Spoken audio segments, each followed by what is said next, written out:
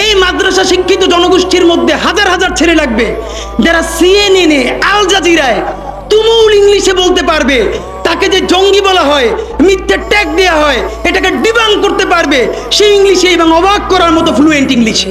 এই যোগ্যতা আমার লাগবে। আমাদের ভাইয়েরা কিতাবি আরবি এবং অন্য আরবি ভিন্ন জিনিস, তাকে দুর্দান্ত আরবি বলতে পারতে হবে।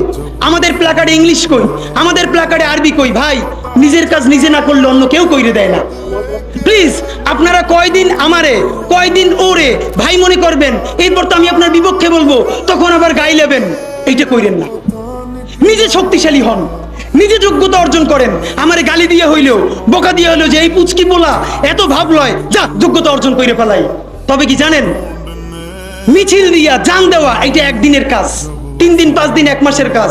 যোগ্যতা তো আর 1 বছরে অর্জন হয় না। এটা বিরাট একটা জিহাদ।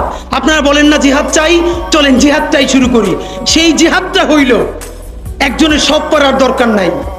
এই দেশে আমাদের অনেক মাশাআল্লাহ আলেম হইছে, আলেমদের মধ্য থেকে এখন IT উদ্যোক্তা লাগবে, বুলধেরান মিডিয়া লাগবে। আমার যে 8000-এর ছেলেটা এখন পড়ে, চলেন সে আজকে জিহাদ ঘোষণা করি, আগামী 5 বছর পর, আগামী 10 বছর পর আমি এমন প্রতিষ্ঠান গড়ে তুলবো যেইটা শুধুই ইসলাম আর মুসলমানের প্রতিষ্ঠান না, এইটা আপামর বাংলাদেশের প্রতিষ্ঠান হবে। আর দেখেন, যতবার ইসলাম কায়েমের কথা বলি, তার আগে যদি ইনসাফ কায়েমের কথা বলতাম, আমার হিন্দু অন্য ধর্মের ভাইরাও তো সাথে পাইতাম। কেন? ইনসাফ যদি রাষ্ট্রে কায়েম হয়ে যায়, তাহলে 80% ইসলাম তো এমনিতেই কায়েম হয়ে যায়। তাহলে আগে আসেন ইনসাফের রাষ্ট্র বানাই, যে ইনসাফের রাষ্ট্রে সকল ধর্ম, বর্ণ, নারী, পুরুষ আমাদের অংশীদার হবে ইনশাআল্লাহ। ইনসাফ যদি কায়েম হয়ে যায়, সেই ইনসাফে যদি কারো খিলাফত আকাঙ্ক্ষা থাকবে, আলহামদুলিল্লাহ হইতে পারে, যে কোনো আকাঙ্ক্ষা হইতে পারে। তা আপনাদের কাছে বিনীত অনুরোধ, আমি শুধু এটুকুন বলতে আসছি, প্লিজ আমাদের উস্তাজরা, আমাদের ভাইদেরকে, এইখানে যারা আছেন জানি হাইনে একটা মেয়েকে দেখে সে যা কাপড় চুপুর পড়ুক, ভাই একটা মেয়ে যদি উলঙ্গ হইয়াও হাইটে যায়, প্রথমত তো আমি যদি মাদ্রাসার ছাত্র হই, মুসলমান হই, তার দিকে তো তাকানোই আমার জায়েজ নাই। তাকাই এরপর আবার তার কটু কথা বলি, ভাই এরকম তো হবে না। হ্যাঁ, কেন বলে? তার ওই প্রচুর সাফারিং, এই শাহবাগীরা আমাদের জীবনকে ধ্বংস করছে।